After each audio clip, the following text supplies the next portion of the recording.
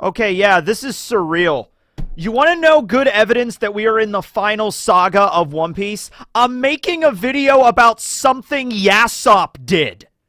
Yasopp, the father of Usopp, did something in the story, and now we're making a video as in, like, discussing a character event from Yasopp, a member of the Red Hair crew. It's like, wow, Oda was really playing that long game with Shanks. It's just like, yeah, Shanks will show up every now and then, but I'm holding off the good stuff until the final saga of the story. Woo! So, like or hate whatever Yasopp did in the last chapter, at least we get to talk about stuff going on with the Red Hair crew. Am I right? All right, cool. All right. So, last chapter, chapter 1126. We saw the interaction between Shanks and Bartolomeo's crew, the Barto Club. Now, a couple of things to keep in mind here. This occurs a month before the current events of One Piece, like the Straw Hats going to Elbaf, all right? So the chain of events on how it went down was Shanks and the Red Hair crew originally go to Wano, or outside Wano. That's when Aramaki was attacking the Scabbards, and then Shanks shoots off his conquerors, and Aramaki freaks out. There's that moment with Yasopp there where he's like, guys, I don't think I'm mentally prepared to meet my son, which kind of confirms right there, like, you were kind of curious on, like, how much does Yasopp know about what happened with, like, does he even know his wife is dead? We assumed that he would, but maybe he doesn't. No, it seems like, yeah, no, Yasopp knows that he's kind of a shitty dad.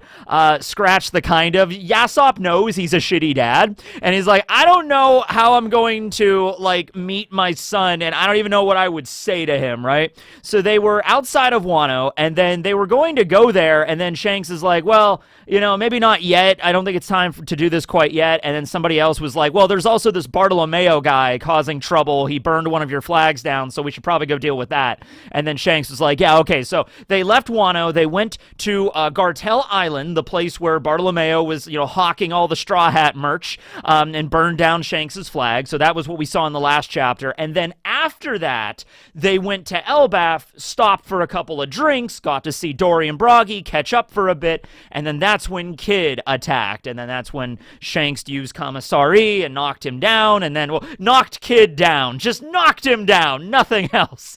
You know, this is the 4Kids version of this event, you know? It's just like, oh no, Shanks lightly tucked Eustace Kid into bed. He's gonna be asleep for at least 8 hours now. He gave him a chalky baba.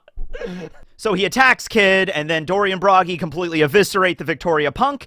And in terms of the timeline, that's the last time we saw Shanks. We don't know where Shanks is at, like, right this moment in the story, right? Okay. So, Bartolomeo went into this town, tried to sell Straw Hat merch, and the people were like, hey, that's great, but you guys can't really be here right now because you got to tread lightly because this is Red-Haired Shanks' territory. And Bartolomeo is just like, yeah, Red-Haired Shanks, who cares about that guy? And he burns the flag down, right? So we see Shanks show up. We see Bartolomeo. He has some whelps on his head, like he got beaten a couple of times. It really doesn't look like Shanks went all out against him. Shanks probably didn't even lift a finger. It was probably another member of the crew that just, like, smacked Bartolomeo around a little bit. Some of the other members of the Barto Club, like Gambia and everybody, was kind of, like, bleeding a little bit, but not really all that injured. Bartolomeo was tied up. He's on the ground, and he's begging for his life, right? And he's just, oh, please, please, I didn't mean this. And he didn't really understand, I think, the full ramifications of what he did, because Bartolomeo is kind of like, you know, he does things on impulse. You know, he's like a gang leader from the East Blue and everything like that. He's not playing around with just other small town gangs, though. He's dealing with a Yonko in this instance. So Hongo, one of the members of Shanks's crew, he was the doctor, gave Bartolomeo a vial of poison and said, this is extraordinarily deadly poison. I want you to give this to your boss, Monkey D. Luffy, and he should die within the next month. Okay, so this is obviously a loyalty test. Like, this isn't really poison. Shanks isn't going to try to send poison to Luffy to kill him, right? So Bartolomeo just instantly just downs the poison, though, and he says, you know, like, I really wish I would have seen Luffy become the Pirate King, but, like, I messed up. I shouldn't have done this. I was an idiot. This is just another example of some upstart rookie taking on a Yonko before they were ready and not understanding the consequences and dying because of it. So it really does show a difference here between Eustace Kid and the way that he interacted with Shanks and the way Bartolomeo interacted with Shanks, though the result is, ultimately the same, as we see here. So, the red hair crew seem to just leave them be and let them go, and they just get on the Barto Club ship, the Going Luffy Senpai, and they sail away. And you have the red hair crew on the Red Force, and they're still docked on the shores of Gartel Island. But Ben Beckman and Shanks have an interaction of like, wow, that was kind of fascinating. That guy really loves Luffy, doesn't he? Ha ha ha. Man, Luffy draws some interesting people around him, I'll tell you what. And then Yasopp, of all people, just couldn't let it be. Just couldn't leave well enough alone. Just couldn't let Bartolomeo skip off, happy as a clam. Apparently clams are very happy. I don't know how they express emotions, but regardless, he couldn't just leave it be. He takes his mighty rifle, whose name we still currently do not know, and he's like, hey, Captain, you're just gonna have to step aside here. I gotta make a controversial judgment call. Boom! And he fires a single bullet, a single antimatter, dark matter, hockey-infused, devil fruit, paramecia, mythical zone, Logia bullet. And it completely just eviscerates the Going Luffy Senpai, which is unfortunate, because the Going Luffy Senpai was a cool-ass ship. Look at this thing. It's got Chopper on it. It's got Luffy as the figurehead. The Going Luffy Senpai is destroyed. You could argue about Bartolomeo and his crew, because Bartolomeo does have, like, the strongest defensive capabilities in the entire story with the barrier no me. By the way, I did forget about this instance, when Seimi Maru used it against Odin. Odin was completely unable to break through it, and he was, like, he had hockey out the ass, right? Like, Odin could fire hockey out of his ass, and that wasn't enough to break the barrier. So no, I really think, like, even if Shanks used, like, full power Kamusari, armament hockey, hit that barrier's not breaking. People brought up maybe the barrier could float. It's like, well, he does have an ability called Barryability, which allows its flux barrier. It allows him to, like, mold the barrier in a particular shape. So it might not be completely impossible. Like, he might be able to make a barrier in the shape of, like, a bowl, like a giant bowl, and then, like, all of the crew fall into the bowl, and they're just, like, floating around in the ocean. The ship is definitely gone, but the crew is most likely still alive. Like, I don't think Bartolomeo died from that, but regardless of whether or not Bartolomeo lives or dies, that's not really the point of this. The point is, did Yasopp do the right thing? So there's a lot of questions that are brought up here. So first of all, there's like this binary choice decision kind of thing. Like, okay, either Yasopp did this of his own accord, as in Shanks did not order him to do this, and that has certain implications, or he did this because Shanks did order him to do this, okay, which leads to other implications. So if he's doing this, let's take the latter first. Let's say Shanks ordered him to do this. Like, let's say Bartolomeo downs the poison, and then Shanks is like, haha, you're a funny guy. All right, get on your ship and get the hell out of here. I better not see you on this island again. And Bartolomeo's like, okay, sir, yeah. And so he gets up and they run off. And then Shanks is laughing like, hey, be safe. Okay, Yasopp, you're going to wait until they're a little bit outside the island, maybe like a mile out, and then you're going to fire and you're just going to... I don't want to see that son of a gun again. And Yasopp's like, yeah, Captain, you got this. It's like, okay. So if that's the case, why do they even bother with the poison test? Like, you might as well have just given him poison at that point, right? You might as well, it's like, or why didn't they just take him out right there in the street? I brought this up as a joke in the review, but there might be like a practical reason for that, like slaughtering a bunch of people in the street. I mean, the townsfolk are right there. It's a cleanup operation. Then again, back at Fuchsia Village, Shanks didn't really seem to care about that. Lucky Roo just shot one of the bandits point blank right in the head, so I don't think they really care about the cleanup sort of thing. Although, like, Shanks does seem to have a particular MO with completely destroying the pirate ships of the people that run afoul of him, so maybe that was, like, part of the plan, like logistically, like, hey, we could murder them all here and then we could destroy their ship, or we could just all wait until they go back on their ship, get out into sea, and then one shot from Yasopp, and then the crew is dead and the ship is destroyed. There's zero cleanup, no fuss, no muss, and everything is fantastic at that point, right? So that might actually be the reason, who knows. But I think one of the biggest things people brought up about this was just like, hey, it's like, whatever. If Shanks wants to, hey, Bartolomeo burned his flag down, Shanks has to show him who's boss. If that warrants Shanks killing him, like, whatever, but it's like, why screw him around first with the whole poison loyalty test, Why give him this test and then be like, all right, cool, you can go now, just to screw with him later, right? Okay, so that creates an issue if Shanks did order it, right? Okay.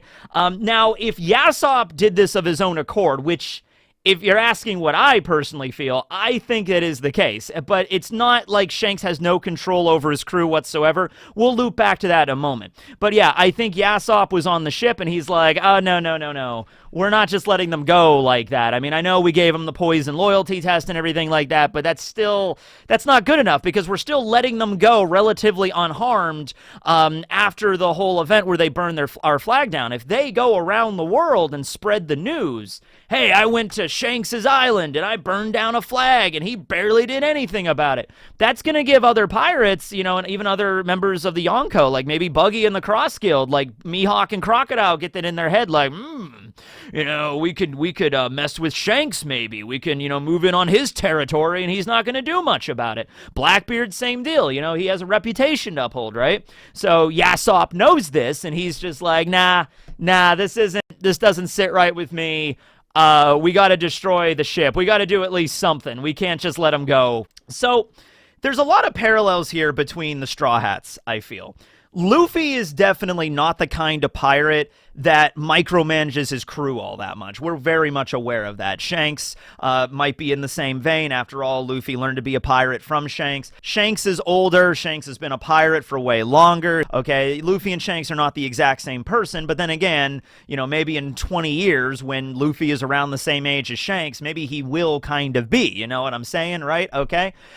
You look at the way that Shanks and his crew acted during Fuchsia Village like 12 years ago when Luffy was a little kid, when he first ate the Gamu Gamu no Mi, and they were way more lighthearted, and the whole thing in the bar, bash the bottle over his head, and Higama's like, you pirates are nothing, and then Shanks is like, don't worry about it, it's just some booze, not a big deal, no use in getting all ruffled about it or anything like that.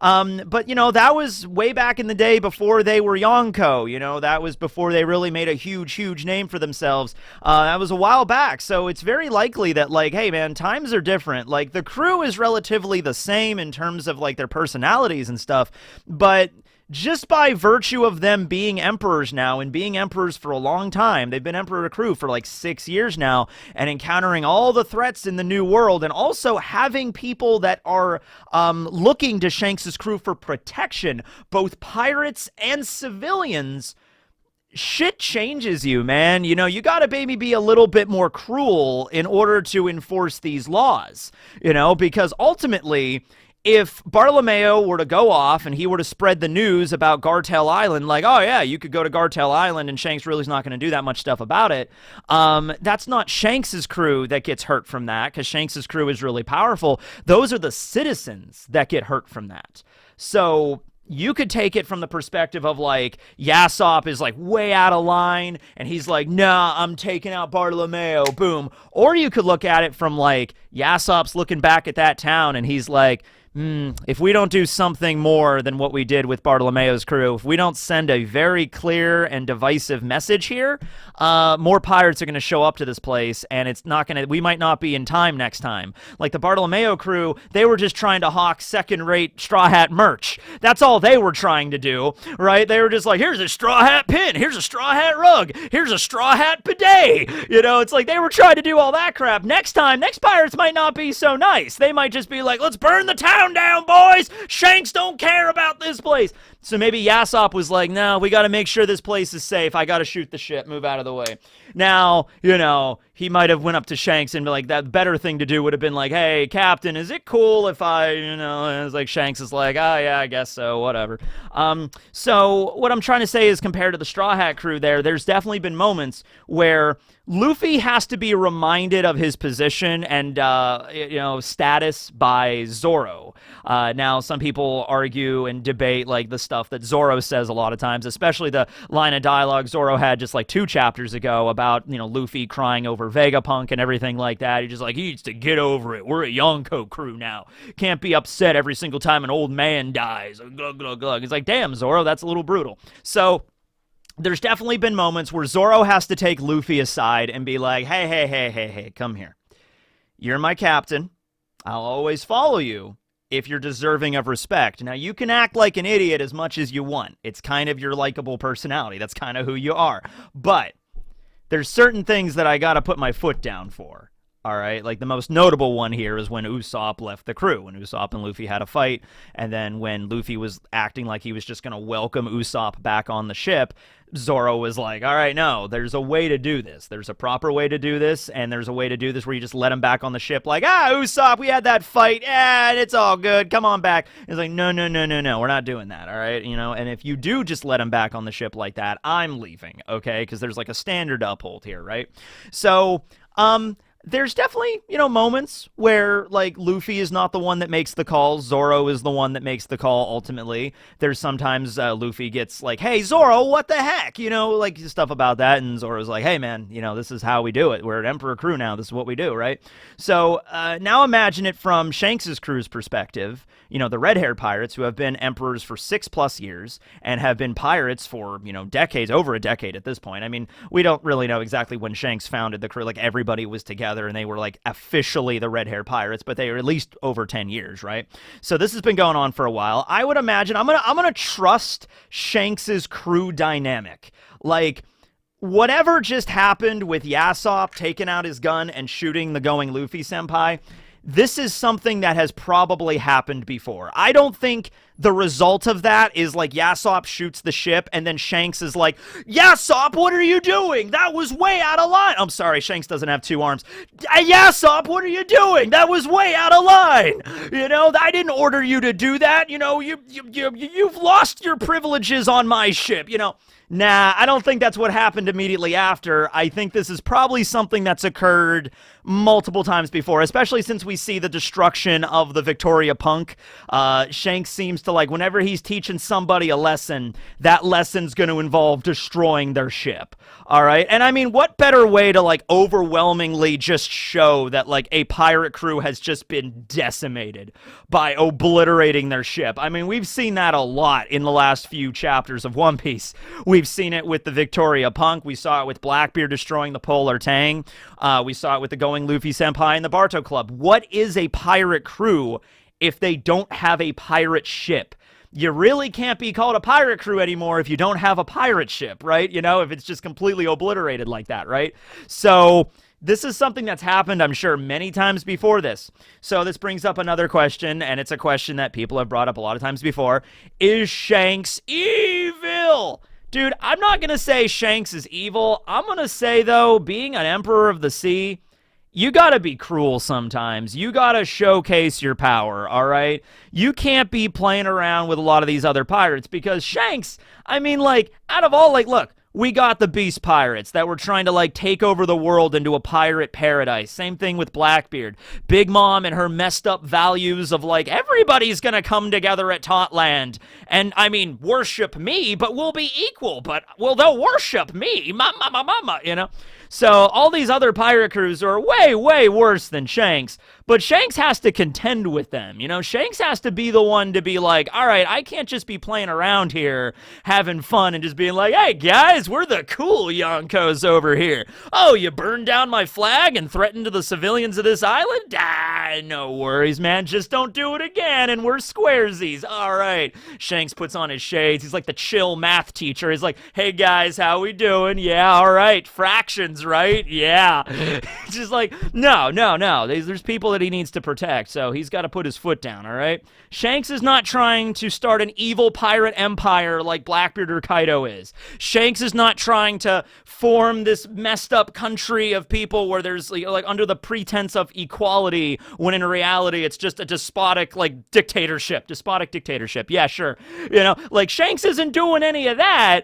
But still, Shanks has got to do stuff sometimes. He's got to knock a few heads. He's got to decapitate some people. He's got to blow up some ships from time to time, right? Like, that's just how it goes. Now, getting away exactly from the moral question of what Yasopp did, let's talk specifically about, what actually Yasopp did. Yasopp fired one bullet that, nuked a ship. That is some cool power display, all right? That was really cool. You get to bask in the glow of Yasopp's single shot, all right? And I don't think that this is a coincidence that we are now going to Elbaf, where Usopp is finally going to get some character development, finally going to reference some stuff involving his character and, his observation hockey, finally getting some upgrades to his arsenal. I mean, Usopp's had steady upgrades, but not for a while. Usopp has been on the back burner for quite some time, so showcasing what his father is capable of, being able dead shot 2 miles out to sea, obliterating a ship with a single bullet, I think we're going to see some comparable stuff from Usopp by the end of Elbaf, all right? It also brings up a thing I mean, unless it was a hockey bullet, because that is something that Yasopp would have to, charge up and then load into his rifle and then fire. But other than that, I mean, a lot of their things are all based off equipment, like their power levels and stuff like that. In theory, if it is just, a special bullet that Yasopp makes and a rifle, Usopp could just pick up that rifle and do the exact same feat that we just saw Yasopp do, right? Because he has just as good accuracy and everything like that, right? But, dude, we haven't seen Usopp, even the observation hockey thing. We saw it from him at Dressrosa when he first displayed it. It has really never been referenced since then. Throughout all of Wano, never really brought up, and then even through Egghead, not even brought up. So it's time that we focus a lot on Usopp here, all right? And I mean, we don't know where Shanks' crew is at right now. Even if you want to do a thing where it's maybe Yasopp and Usopp will be reunited by the end of Elbaf. That might be a thing. Shanks could have left and then later finds out, hey, some stuff is going on at Elbaf. We need to turn around, especially if Blackbeard's going to be there, right? Because last chapter we got to see Shanks and Blackbeard to see what they were up to. Well, what Shanks was up to a month ago, what Blackbeard's up to, right now. Garp is captured and everything like that. But if Blackbeard makes a move at Elbaf, if he decides to go, because the government's not going to be there, all right, from what we've learned probably Saturn's dead now, but Saturn did say, leave Elbaf. It's not the time to do that right now. So we just had this big arc with the Marines and the government attacking Egghead, so I don't think that if there are going to be principal enemies outside of Elbaf that are attacking it, not just maybe Loki or somebody or the Giants, there might be an evil giant on Elbaf that's going to be an antagonist. I'm talking about an outside force. If any outside force is going to attack Elbaf, it's not going to be the government and it's not going to be the Marines. It's probably going to be Blackbeard if it's going to be anybody, right? Maybe the Cross Guild too, but possibly. But yeah, if Blackbeard starts getting involved with stuff at Elbaf, then, you have Shanks maybe being oh, we need to turn around and we need to go back there, and Yasopp might meet Usopp, and that might be the moment there where they're at least reunited, okay? And, you might bring up, he's well, isn't that something more reserved for, the very end of the manga? I would rather it be something that happens when we still have some time left to breathe in the manga. I really don't want this to be a thing where it's the last 10 chapters of One Piece. It's an epilogue or something, and then that's when Usopp and Yasopp reunite and have a conversation, and then the series is over a few chapters later, and that's it. I would rather have this happen now when we still have several years of One Piece left and we can actually feel the weight of that meeting, of that interaction between father and son, and discussing Yasopp's wife and Usopp's mom, Banchina, and her death, and dealing with Usopp's abandonment issue. tattoos, because you know he's got those. I would rather that happen with like a few years left, and then we can maybe feel that truly, and then we could also still have an epilogue where maybe they meet again, at some point, right? It's not like Usopp and Yasopp only have to meet one time, have a conversation. It's like, all right, we're good. They can meet at the end of Elbaf, have that conversation, then they could go their separate ways. Straw Hats continue their adventure. The Red Hair crew goes and does something else, and then they meet back up again at the end of the story once more, and they have another conversation. You know what I mean, right? And that's how it goes, right? But anyway, yeah, just wanted to talk about that, on what you guys think about the whole Yasopp situation. I don't think Shanks' crew is evil. I don't think Yasopp is evil. I don't think Yasopp really acted out in turn. The only thing I would bring up is, yes, it was rather mean to do the poison thing to just result in their death ultimately. But I wouldn't say it's the same level of, like, evil that, like, Blackbeard or Kaido were trying to rot on the world, you know? It's not even close to that. But yeah, anyway, that's the video. Hope you guys enjoyed. This will be Tekking signing out. Here's to Elbaf, and here's to more scenes with the Red Hair crew. Who am I kidding? We're probably not going to see them again for another 2 years. But you know what? It was fun to do this Yasopp video. Later.